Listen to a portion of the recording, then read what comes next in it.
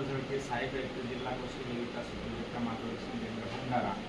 या ठिकाणी doctor Devendra Sontakke, NAAC IIQ coordinator यांच्या अथक परिश्रमातून आचार्य कौशल्य विकास केंद्र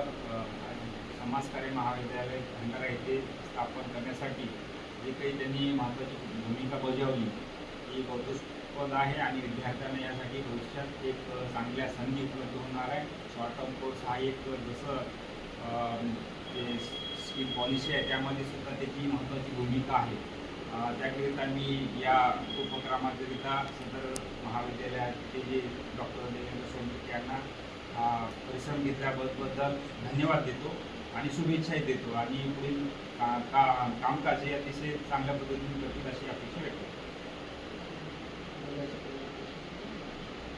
आणि यापुढे दोघांचे कोऑर्डिनेशननी